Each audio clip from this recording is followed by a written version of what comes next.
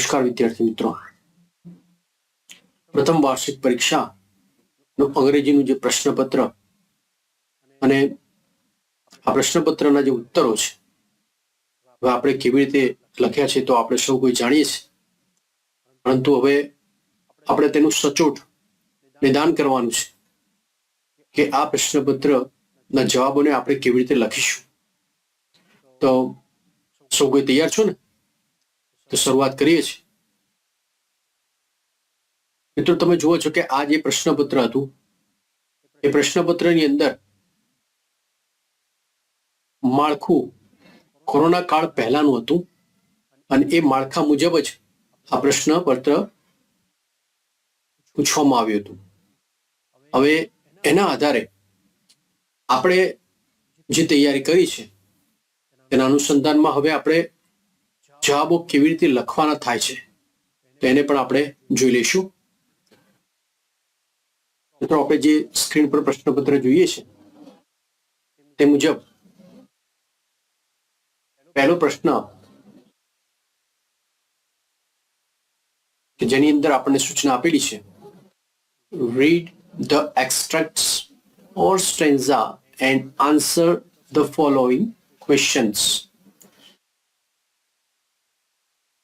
નીચેના પ્રશ્નોના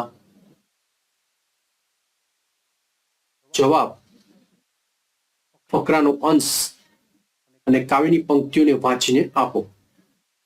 તો અહીંયા મિત્રો આપણે જુઓ છો કે જે પહેલો પ્રશ્ન અહીંયા આપેલો છે, what did Abu Khan give Kalua to eat? આ પ્રશ્ન એમ કહેવા માંગે છે કે કલુઆને અબુ ખાને ખાવા માટે શું આપ્યું. તો હવે તમે જુઓ કે આ ફકરાની અંદર આ પ્રશ્નનો જવાબ તમને મળી જશે. તો પ્રશ્નનો જવાબ છે ત્રીજી લાઈનમાં આપેલો છે. તમે જુઓ, he used to give her green juicy grass and tasty grain. જવાબ મળી ગયો ને? હવે આ જવાબને આપણે કેવી રીતે લખીશું? તો જવાબને હવે આપણે આ રીતે લખીશું, Abu Khan gave green juicy grass and tasty grains to Kalua. એટલે give છે એને give કરી દેવાનું છે અને અબુ ખાન ને સબ્જેક્ટ બનાવી અને આ જવાબ આપણે લખીશું. ચલો, હવે આપણે બીજો પ્રશ્ન લઈએ છીએ. બીજા પ્રશ્નમાં પૂછેલું છે કે who was Abu ખાન્સ only family member? Abu ખાનનું માત્ર એક કૌટુંબિક સભ્ય કોણ હતું? તો તમે જુઓ છો કે આ ફકરાની અંદર એક વાક્ય એવું આવેલું છે, but even then his only family member had left his house. હવે અહીંયા એવો ઉલ્લેખ થયો નથી, એનું નામનો ઉલ્લેખ નથી થયો, પરંતુ અહીંયા આ his પ્રોનાઉન વપરાયેલું છે. હવે his વપરાયેલું હોય એટલે સ્વાભાવિક છે કે આપણને એમ થાય કે આ his એ કોના માટે વપરાયેલું છે. તો તમે જુઓ કે અહીંયા આ કલુઆ નામ આવે છે, બરાબર છે ને? તો કલુઆ જ તેની એકમાત્ર ઘરનું સભ્ય હતી. તો હવે આપણે એનો જવાબ કેવી રીતે લખીશું? જવાબ આપણે લખીશું આ પ્રમાણે, Kalua was Abu Khan's only family member. બરાબર છે ને? ચલો, હવે એ રીતે આપણે ત્રીજો પ્રશ્ન લઈએ છીએ.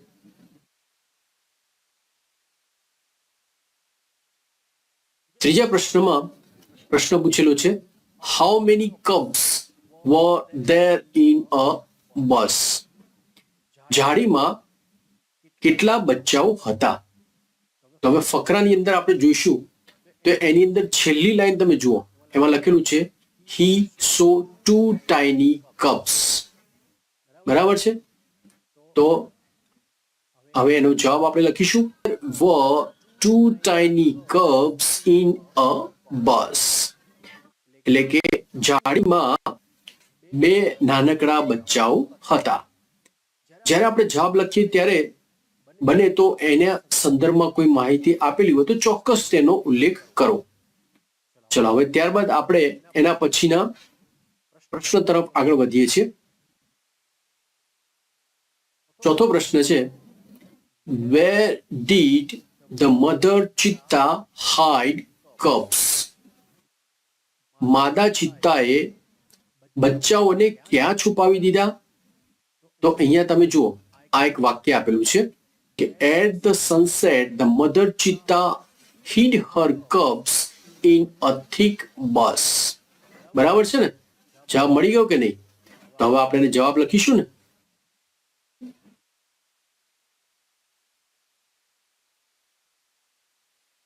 જવાબ આ રીતે થશે. The mother cheetah hid her cubs in a thick bush. ગીચ જાળીમાં માદા ચિત્તાએ તેના બચ્ચાઓને છુપાવી દીધા. ચલો હવે એના પછી આપણે પાંચમા પ્રશ્ન તરફ આગળ વધીએ છીએ.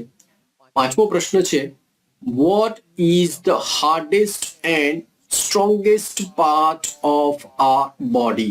નું સૌથી સખત અને મજબૂત ભાગ કયો છે? તો તમે જુઓ છો કે બીજી લાઈનની અંદર એ વાક્ય છુપાયેલો છે તમને. ધ અપર મોસ્ટ, અહીંયા વ્હાઇટ શબ્દ છે એ લખાયેલો નથી. આપણે એને સમજી લેવાનું કે અહીંયા WHIT સ્પેલિંગ આવે છે. The uppermost white layer is called enamel. તો હવે આપણે એનો જવાબ જોઈ લઈશું. જવાબ છે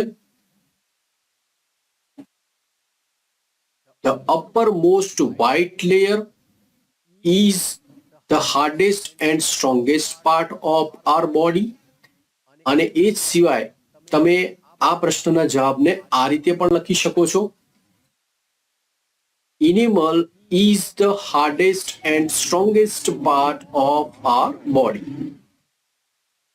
ચલો હવે એના પછીનો આગળનો પ્રશ્ન લઈએ છીએ. છઠ્ઠો પ્રશ્ન છે, how many layers do our teeth have? આપણા દાંતમાં કુલ કેટલા પડ કે સ્તર હોય છે? તો તમે જુઓ છો કે આ પ્રશ્નનો જવાબ આપણને પહેલી જ લાઈનની અંદર મળી જાય છે.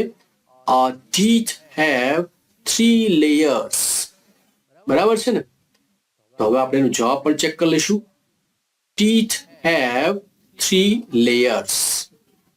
ચલો હવે આગળનો પ્રશ્ન લઈએ છીએ. Question number 7. Which instrument did Mohan like very much? મોહનને કયું સંગીતનું સાધન ખૂબ જ ગમતું? તો હવે આ પ્રશ્નનો જવાબ તમને અહીંયા મળશે કે Mohan doubled his riyaz and practiced about 10 hours a day. He also studied the other aspects of the guitar. એટલે આ ફકરાની અંદર તમે જુઓ છો કે જે વર્ણન કરવામાં આવ્યું છે એ ગિટાર વિશે કરવામાં આવ્યું છે. એટલે એવું સીધો જવાબ તો નથી આપેલો, પણ તમે પાઠ ભણેલા છો તો એ જવાબ તમને અહીંયા આપેલો છે, ગિટાર. બરાબર છે? તો હવે આપણે એનો જવાબ પણ લખીશું. Mohan liked guitar very much. બરાબર છે? લાઈક છે એને ડી લગાવી દેવાનું, ભૂતકાળમાં આ રીતે વાક્ય લખવાનું છે. ચલો ત્યારબાદનો હવે આપણે પ્રશ્ન લઈએ છીએ. હવે જે પ્રશ્ન આવે છે એ કાવ્યની અંદરથી પૂછાયેલો છે. અને જે કાવ્ય છે આપણું એ કાવ્ય પહેલું કાવ્ય છે રિવર. હવે એની કુલ 5 સ્ટેન્સા 5 લાઈન પૂછાયેલી છે અને એમાંથી તમને 2 પ્રશ્નો પૂછેલા છે. 8મો પ્રશ્ન એ છે, here is the river is compared with. અહીંયા જે નદી છે એની સરખામણી કોની સાથે કરવામાં આવી છે? તો તમે જુઓ છો કે નદીનું જે આ વર્ણન છે એની અંદર મોટે ભાગે બાળકની વાત કરવામાં આવી છે. એટલે બાળકની સાથેની સરખામણી કરવામાં કે બાળક કેવું હોય છે, તો એવી રીતે આ નદી પણ એવી છે. તો હવે આનો આપણે જવાબ પણ કેવી રીતે લખીશું? Here the river is compared with child. એટલે આપણે ખાલી જગ્યા જ પૂરવાની છે, એટલે એમાં ખાલી ચાઇલ્ડ લખી દઈશું. બરાબર છે ને? ચલો હવે એના પછીનો પ્રશ્ન લઈએ છીએ. એમાં લખ્યું છે, find out the rhyming words from the stanza.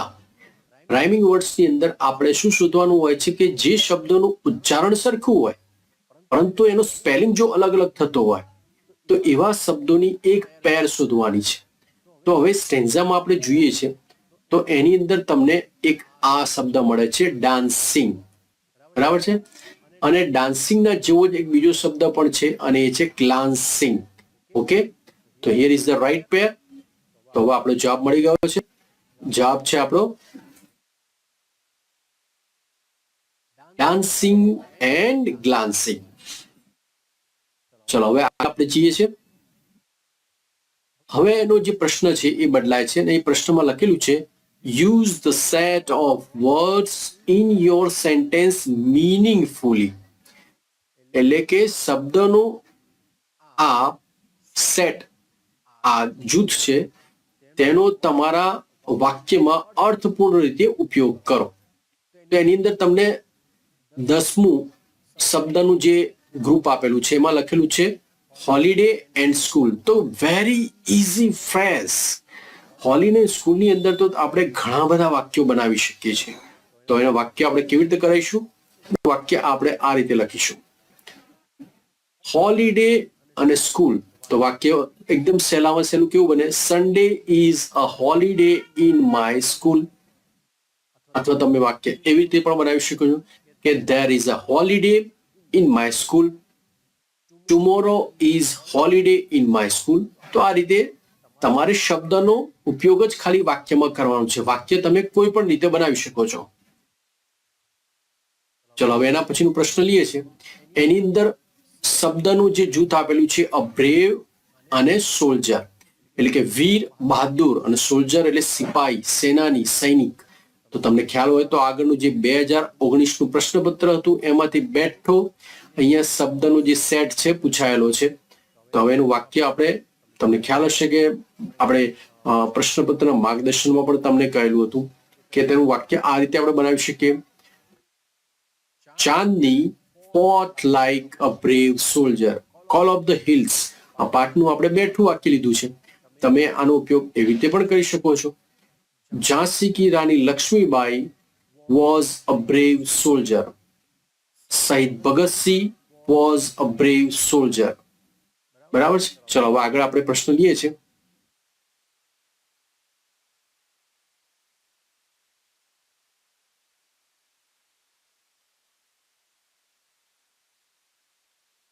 Section B હવે આપણે આવી ગયા છે.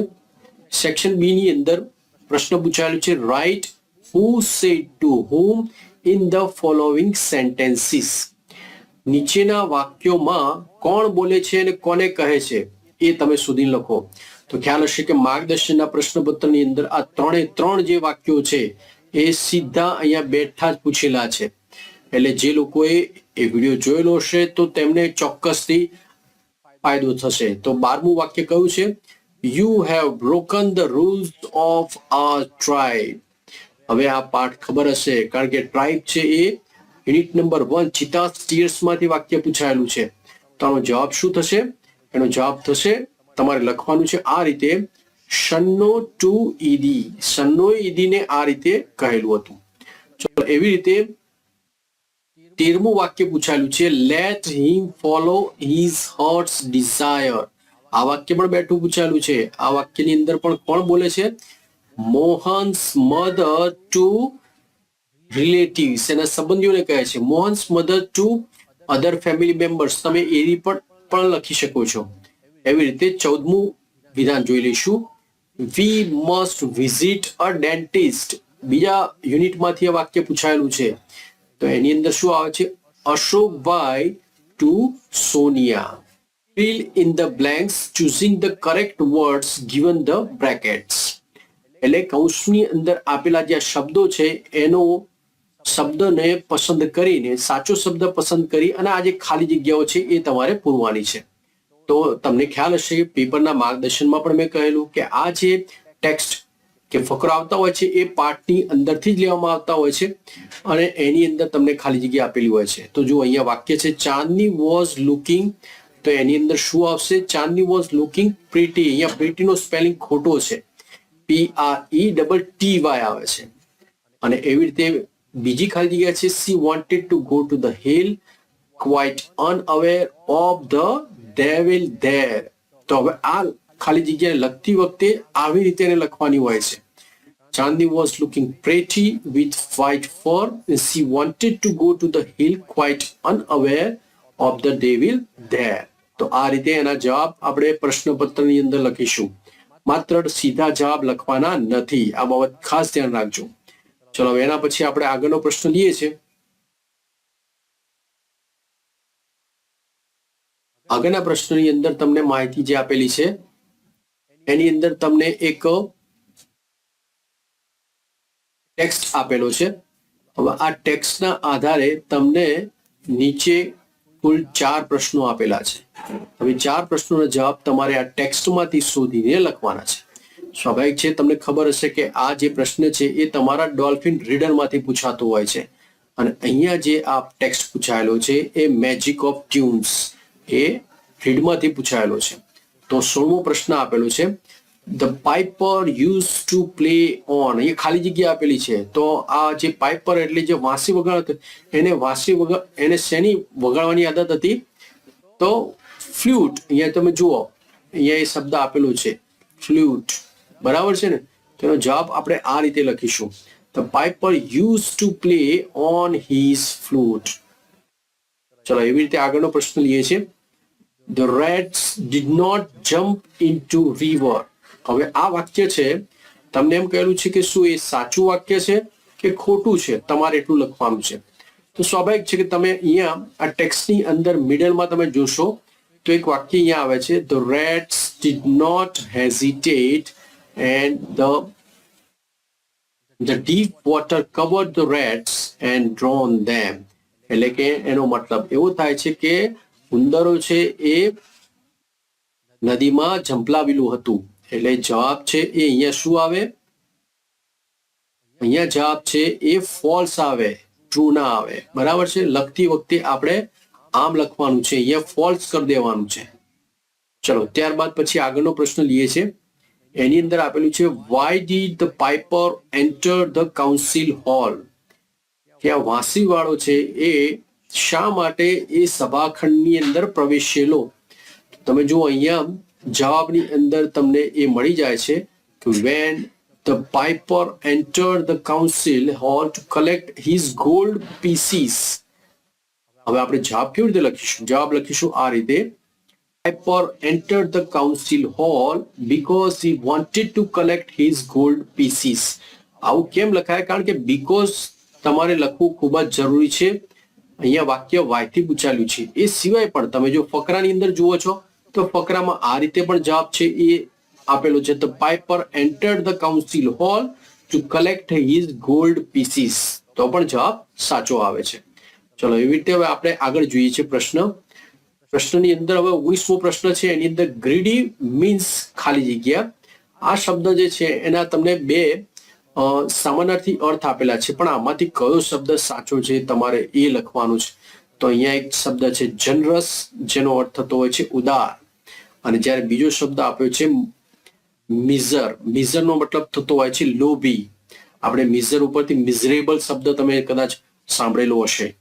તો અહીંયા જે સાચો જવાબ છે એ જવાબ છે મિઝર, MISER. હવેનો જે પ્રશ્ન આપેલું છે એમાં એવું કહેલું છે, read the interview and answer the questions. એટલે આ જે વાર્તાલાપ છે તેને વાંચો અને પ્રશ્નોના જવાબ આપો. તો અહીંયા જે વાર્તાલાપ છે ઇન્ટરવ્યુઅર એટલે કે મુલાકાત લેનાર અને સચિન વચ્ચેનો આ વાર્તાલાપ છે. તો હવે એની અંદર પ્રશ્નો છે, તમને 3 પ્રશ્નો પૂછેલા છે. એમાં 20મો પ્રશ્ન છે, which car does Sachin have? Sachin પાસે કઈ કાર છે? તો તમે જુઓ આ ઇન્ટરવ્યુની અંદર સચિને એક જવાબ આપેલો છે, I have a BMW car. જવાબ મળી ગયો ને? તો ઉત્તર આપણે લખીશું કેવી રીતે? ઉત્તરને આપણે આ રીતે લખવાનું છે, Sachin have a BMW car. ચલો હવે એના પછીનો પ્રશ્ન લઈએ છીએ. તેની અંદર 21મો પ્રશ્ન છે કે who changes the oil of the car? તો આની અંદર તમને સચિનનું છેલ્લું જે વાક્ય છે એમાં જો my mechanic changes the oil twice a year. પણ જવાબ આપણે કેવી રીતે લખીશું? જવાબ આ રીતે લખવાનું છે, સચિન્સ mechanic changes the oil of the car. બરાબર છે? એના પછી નો પ્રશ્ન છે, find out the synonym of purchase. આ purchase શબ્દ છે એનો સમાનાર્થી શબ્દ આ ઇન્ટરવ્યુની અંદર આપેલો છે. એ કયો છે? તમારે એ લખવાનો છે. પરચેસ નો મતલબ થતો હોય છે ખરીદી કરવી. તો પરચેસ નો મતલબ જો ખરીદી કરવી થાય તો અહીંયા તમે જુઓ કે એક ક્રિયાપદ આવેલું છે અને કયું છે? બોટ. તો હવે આપણે જવાબ આ રીતે લખીશું, પરચેઝ બોટ. બરાબર છે. ચલો હવે આપણે આગળનો પ્રશ્ન લઈએ છીએ. હવે આપણે સેક્શન સી ઉપર આવી ગયા છે. સેક્શન સી ની અંદર જે પ્રશ્ન આવે છે એની સૂચના છે change the text as shown. એટલે ફકરો તમને જે રીતે બતાવેલું છે તો એ રીતે તમે એને ફેરવો. તો અહીંયા તમને બતાવેલું છે સ્ટાર્ટ લાઈક ધીસ. આ રીતે હવે તમે આ ફકરાની શરૂઆત કરો. તો આ ફકરાની અંદર તમે જુઓ છો કે અહીંયા જે વાક્ય સુધારીને આપ્યું છે એમાં ક્રિયાપદ આર છે, જ્યારે અહીંયા ક્રિયાપદ છે ઇઝ છે. આનો અર્થ એવો થાય છે કે આપણે આ આખો જે ટેક્સ્ટ છે એને બહુવચનની અંદર ફેરવવાનો છે. તો હવે આપણે કેવી રીતે ફેરવીશું? જુઓ, there are girls in the classroom. They have nice dolls. They are their friends. They are with their friends. They are talking with them. એટલે તમે જુઓ છો કે જે ટેક્સ્ટ જ્યાં લખેલો ત્યાંથી શરૂઆત કરવાની, અને જ્યાં સર્વનામ આવતા હોય તો સર્વનામ બદલાય તો સાથે સાથે એનું ક્રિયાપદ પણ બદલાતું હોય છે. જ્યાં એના સંદર્ભમાં નામ આવે તો નામનું પણ બહુવચન થઈ જતું હોય છે. સર્વનામનું અને નામ આ બે વસ્તુ છે બહુવચનની અંદર બદલાય. અને જો એ ક્રિયાપદ એને લાગુ પડતું હોય, કર્તા તરીકે સર્વનામ આવેલું હોય અને બદલાતું હોય તો બદલી શકાય છે. ચલો હવે એના પછીનું આપણે પ્રશ્ન લઈએ છીએ. એ પ્રશ્ન આપેલો છે correct the underline part and rewrite the correct paragraph. એટલે કે લીટી દોરેલો જે ભાગ છે, આ લીટી દોરેલા ભાગને સુધારી અને પછી સુધારેલો ફકરો ફરીથી લખવાનો છે. માત્ર આ જવાબ નથી લખવાના. આ બાબતને ખાસ ધ્યાન રાખશો.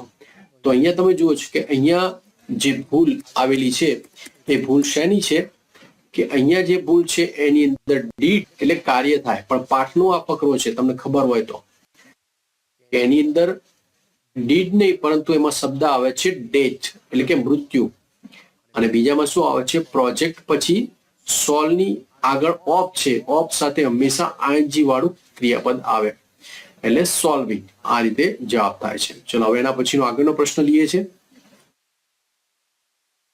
હવે જે આગળનો પ્રશ્ન છે એની અંદર સૂચના આપેલી છે read the following data and answer the questions. એટલે આ જે માહિતી આપેલી છે એ માહિતીને વાંચી અને નીચે જે પ્રશ્નો આપેલા છે અને એ પ્રશ્નોના જવાબ તમે લખો.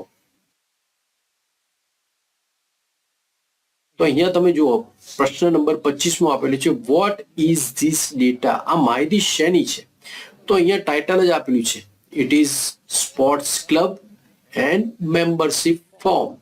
તો જવાબ આપણે કેવી રીતે લખીશું? જવાબ આપણે લખીશું this data is about sports club membership. ચલો એના પછીનો 26મો પ્રશ્ન લઈએ છે. પ્રશ્ન આપેલો છે વોટ ઇઝ અશોક્સ ફાધર. અશોકના પિતાજી શું કરે છે, શું કામ કરે છે, શું વ્યવસાય છે? તમે જુઓ તો અહીંયા ઓક્યુપેશન ની અંદર શું લખેલું છે? એન્જિનિયર. બરાબર છે. તો હવે આપણે જવાબ લખીશું અશોક્સ ફાધર ઇઝ એન એન્જિનિયર. તો એના પછી 27મો પ્રશ્ન લઈએ છે અશોક ઇઝ ઇન્ટરેસ્ટેડ ઇન, પછી ખાલી જગ્યા આપી છે શેમાં? અશોકને શેમાં રસ છે? તો હવે એની અંદર તમે જો અહીંયા આપેલું છે હોબીઝ. હોબીઝ એટલે શોખ. શોખ એટલે રસની પ્રવૃત્તિ કહેવાય. તો અહીંયા કઈ કઈ રસની પ્રવૃત્તિ છે? Gardening, reading, playing on tabla. તો હવે આપણે જવાબ લખીશું Ashok is interested in gardening, reading, playing on tabla. તો આ રીતે આપણે 3 પ્રશ્નો અહીંયા પૂરા કરી દઈએ છીએ. હવે આપણે સેક્શન ડી અંદર જે પ્રશ્ન આવે છે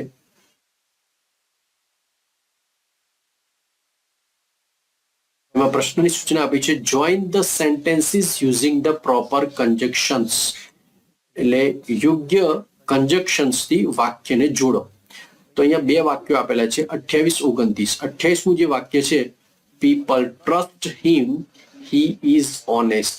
એટલે લોકો તેના પર વિશ્વાસ મૂકે છે, તે પ્રામાણિક છે. તો અહીંયા તમે જુઓ છો કે આ જે વાક્ય છે એ વિધાન છે અને તેની પાછળનું કારણ દર્શાવે છે. તો એની અંદર શું આવે? બીકોઝ આવે છે, કારણ દર્શાવતું હોય એના માટે. તો જવાબ કેવી રીતે થશે? આ રીતેનો જવાબ થશે, people trust him because he is honest. ચલો એના પછી આપણે લઈએ છીએ 29મો પ્રશ્ન. વાક્ય છે, Mohan is a postman, Sohan is a postman. તો અહીંયા તમે જુઓ છે કર્તા બે અલગ અલગ આપેલા છે, પરંતુ કર્તાની જે ક્રિયા છે એ ક્રિયા સરખી છે. તો જ્યારે કર્તાને જોડવાના હોય ત્યારે એન્ડ થી વાક્ય જોડાય ને. તો હવે આપણે એન્ડ થી વાક્ય જોડીશું. Mohan and Sohan are postmen. જ્યારે કર્તાને એન્ડ થી જોડાતા હોય ત્યારે ક્રિયાપદ છે એ પણ બહુવચન થાય, અને એની સાથે કોઈ નામ આવેલું હોય તો નામનું પણ બહુવચન થાય છે. ચલો હવે આપણે પ્રશ્ન બદલાય છે. એમાં આપેલું છે, match the expressions with the proper function they convey. એટલે કે યોગ્ય ફંક્શન ત્યાં પ્રશ્નની અંદર તમને જે ફંક્શનના વાક્યો આપેલા હોય છે તે જે ભાવ દર્શાવતા હોય તે ભાવ દર્શાવતા યોગ્ય ફંક્શન સાથે તેને જોડવાનું હોય છે. તો 30મું જે વાક્ય છે, વાવ ધેટ્સ અ વન્ડરફુલ. તો અહીંયા તમે જુઓ છો એક્સક્લેમેશન માર્ક આપેલું છે, એટલે કે લાગણીને ભાવ દર્શાવવામાં આવે છે. તો એની અંદર સાચો જવાબ શું થશે? ઈ, એક્સપ્રેસિંગ ઇમોશન્સ. તેનો જવાબ આ રીતે જોડકા જોડો લખતી વખતે હંમેશા વિદ્યાર્થી મિત્રો આ રીતે થાય છે. જુઓ તમે 30મું જે છે, વાવ ધેટ્સ વન્ડરફુલ. તો એની સામે જેનો જવાબ લખવાનો છે એક્સપ્રેસિંગ ઇમોશન્સ. પછી એવી રીતે એના પછીનું 31મું વાક્ય છે, એમાં લખ્યું છે ઇટ મે રેઇન ટુડે. તો મે વપરાયેલું છે, એટલે કે સંભાવના કે શક્યતા વ્યક્ત થયેલી છે. તેની અંદર પછી એ આવશે, શોઈંગ પોસિબિલિટી. તો એ વાક્યને આ રીતે પછી જોડવાનું થાય, it may rain today showing possibility. આ રીતે જોડકા જોડવાના છે. હવે એના પછીનો આપણે પ્રશ્ન લઈએ છીએ. જે પ્રશ્ન છે એમાં સૂચના આપેલી છે, complete the sentences with the functions in the brackets. એટલે કે કૌંસમાં આપેલા ફંક્શન થી વાક્યને પૂર્ણ કરો. તો એમાં 32મું જે વાક્ય છે એની અંદર આપણે શોઈંગ કમ્પેરિઝન નો ઉપયોગ કરવાનો છે. તેનું વાક્ય કેવી રીતે બનશે? મયંક ઇઝ, પછી તમે આ રીતે વાક્ય બનાવી શકો, Mayank is as tall as Ravi, Mayank is taller than Ravi, or Mayank is the tallest boy. ત્રણેય ડિગ્રીની અંદર આપણે વાક્ય હકારમાં પણ બનાવી શકીએ છીએ, નકારમાં પણ બનાવી શકીએ છીએ. એવી રીતે 33મું છે, દિવ્યા, પછી બ્લેન્ક આપેલું છે અને એની અંદર તમને ફંક્શન આપ્યું છે એક્સપ્રેસિંગ એબિલિટી, એટલે કે ક્ષમતા, આવડતને વ્યક્ત કરવાની છે. તો એના માટે વાક્ય કયું બને? એમાં વાક્ય બનાવી શકીએ, દિવ્યા કેન રીડ્સ ફાસ્ટ. અહીંયા રીડ્સ છે, કેન સ્પીક વેલ. ચલો આ પ્રશ્ન પણ પૂરો થઈ ગયો. હવે આપણે આગળ જઈએ છીએ. હવે જે પ્રશ્ન આવે છે એમાં લખેલું છે, write the proper questions to get the underline parts as its answer. તમે જુઓ છો કે અહીંયા બે વિધાનો આપેલા છે, એની અંદર નીચે શબ્દ નીચે અંડરલાઇન દોરેલી છે. હવે એના અનુસંધાનમાં કે આ શબ્દ જવાબમાં આવે એવું સાચું પ્રશ્ન વાક્ય કયું, તો એ તમારે ABC માંથી શોધવાનું છે. તો જો અહીંયા 34મું વાક્ય છે, એમાં કર્તા નીચે અંડરલાઇન છે, એટલે એના માટે કયો જવાબ આવે? સી જ આવે ને, હું થી પ્રશ્ન પૂછાતો હોય. તો જવાબને આપણે આ રીતે લખીશું. 34માં હુ બોટ ચોકલેટ્સ યસ્ટરડે. પછી એવી રીતે 36મું જે વિધાન છે, children will go to Somnath next week. તો અહીંયા સ્થળનું નામ છે, સ્થળ માટે પ્રશ્ન પૂછાય તો એના માટે હંમેશા જવાબ કયો હોય? વેર થી પ્રશ્ન હોય એ સાચો હોય. તો જવાબ આવશે એમાં, where will children go next week. ચલો હવે આપણે આગળ પહોંચીએ. હવેનો જે પ્રશ્ન આપ્યો છે એમાં સૂચના આપે છે, complete the dialogues using the expression given in the brackets. એટલે કે આ જે સંવાદ છે એમાં સંવાદનો ખાલી જગ્યા કૌંસમાં આપેલા શબ્દ વડે તમે પૂરો. તો અહીંયા તમને 36મું ને 37મું આપેલું છે. 36માં નિહાર અને બંસરી વચ્ચેનો સંવાદ છે. Nihar said, I got a prize for my best performance at the race. તો જ્યારે કોઈ સારું કામ થયેલું હોય તો એના માટે શું કરવાનું હોય? આપણે એને અભિનંદન પાઠવીએ. તો જવાબ શું આવે? Congratulations dear. તો એની અંદર જવાબ આ રીતે લખાશે.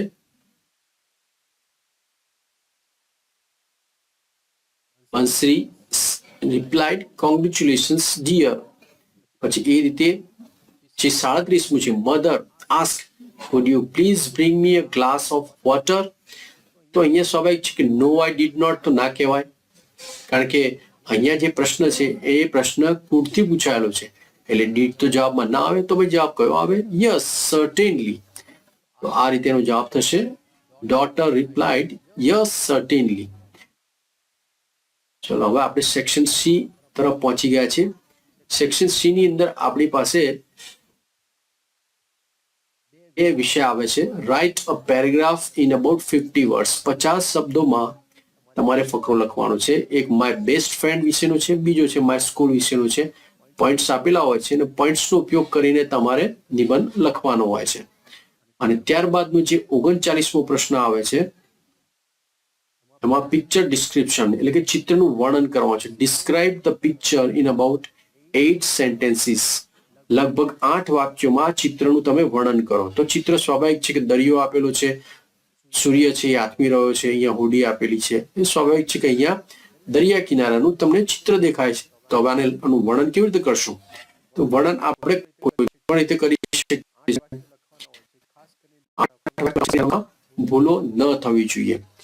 Here is the picture of a seashore. On the background, the big sun is setting in the sky. On the top right, there are 2 boats. They are sliding into the water. In the middle left, 2 children are enjoying with their small boat. On the beach, there are many things like camel cart, horse cart, ice cream stall, a balloon man, and some children. On the bottom left, there is an ice cream shop. 2 children are buying ice cream from the shop. 2 girls are making a heap of sand.